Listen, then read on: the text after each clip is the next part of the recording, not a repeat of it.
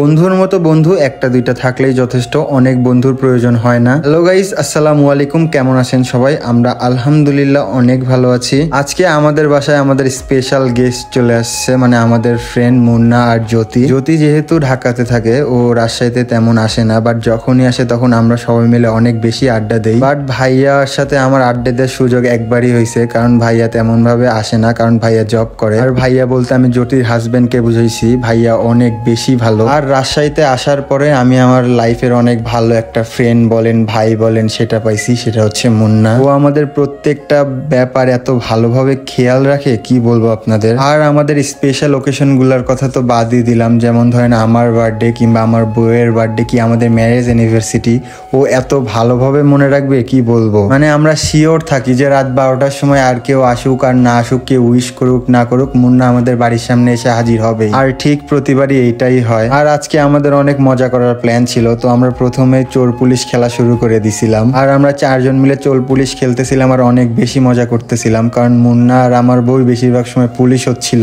আর ওদের চোরকে খুঁজে বের করতে হচ্ছিল, আর তারা বেশিরভাগ টাইমই চোর খুঁজে পাচ্ছিল না আর বড় বড় সৈন্য পাচ্ছিল। আর কেন জানি আজকে আমার ভাগ্যটা একটু বেশি ভালো ছিল, আমি বেশিরভাগ টাইম বাবু পাচ্ছিলাম। তবে এই ভাগ্য ভালোটা বেশিক্ষণ ছিল না, কিছুক্ষণ যাইতে না যাইতেই কেন জানি আমি চোর হচ্ছিলাম কি পুলিশ হচ্ছিলাম, আর মুন্না আর আমার বই ম্যাক্সিমাম টাইম বাবু হচ্ছিল। মানে এক নিমিষেই সব উল্টা হয়ে যাচ্ছিল কিভাবে যেন। আমাদের প্ল্যান ছিল এই পেজটা ভরা পর্যন্ত আমরা খেলবো, তো পেজ ভরা শেষে ফার্স্ট আমি হইছি, আর মেবি আমার বউ সেকেন্ড হয়েছিল, মুন্না থার্ড হয়েছিল, আর জ্যোতি ফোর্থ হয়েছিল। তো চোর পুলিশ খেলা শেষ করে আমি আর মুন্না বাইরে ক্যারাম খেলতে যাচ্ছিলাম, আর 2 বান্ধবীকে ফ্রি করে যাচ্ছিলাম যে তারা সুখ দুঃখের মনের যত গল্প আছে সব করুক। তো আমরা দুজন ক্যারাম খেলা শেষ করে মোটামুটি 1-1.5 ঘন্টা পর বাসায় আসি, আর বাসায় আসার পরে আমাদের খাওয়ার পালা শুরু হয়ে যায়। রান্না সেই সন্ধ্যার দিকে হয়ে গেছিল, আমাদের খাওয়ার কথা ছিল সন্ধ্যার দিকেই, কিন্তু আমরা বলছি যে আমরা পরে খাবো। পরে বলেও আমরা অনেক লেট করে ফেলছি, আমাদের খাবার খাইতে খাইতে অলমোস্ট 11:30 বেজে গেছে। আর আমার বউ আর জ্যোতি আমার আর মুন্নার জন্য ওয়েট করতেছিল যে আমরা কখন আসবো আর তারাও খেতে পারবে। আমরা আসার সাথে সাথে একদম আমার বউ খাবার নিয়ে রেডি হয়ে গেছে, সে সবাইকে বেড়ে বেড়ে খাবার দিচ্ছিল।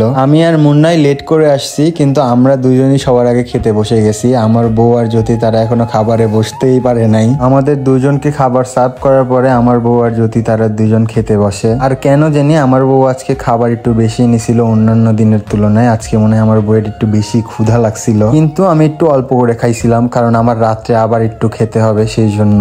অল্প বলতে আমার অল্প তো আপনারা বুঝছেনই যে আমার অল্প মানে কতটুকু, আর বলে বুঝাইতে হবে না। খাওয়া দাওয়া শেষে আমরা মিষ্টি মুখ করে নিচ্ছিলাম, আমরা দই আর মিষ্টি নিয়ে আসছিলাম যে আমরা খাওয়া দাওয়ার পরে দই মিষ্টি খাবো, সেই জন্য। আমার বউ তো আমাদেরকে ফ্রিজে তুলে দিয়ে সে নিজে একদম ফুল হাড়ি নিয়ে বসছে যে সে হাড়ির ফুলই দই একাই খেয়ে ফেলবে নাকি, কিন্তু এটা একদমই মিথ্যা কথা ছিল, কারণ আমার বউ হয়তো বা সর্বোচ্চ 1 থেকে 2 চামচ খাবে, এর বেশি খাবে না। খাওয়া দাওয়া শেষ করে আমরা একটু গল্পও করে নিচ্ছিলাম, তারপরে মুন্নারা আমাদের বিদায় দিচ্ছিল, কারণ ওরা চলে যাবে এখন। আর আজকে আমাদের ভিডিও ছিল এই পর্যন্তই। সকলে ভালো থাকবেন, সুস্থ থাকবেন, আমাদের জন্য দোয়া করবেন। আল্লাহ হাফেজ।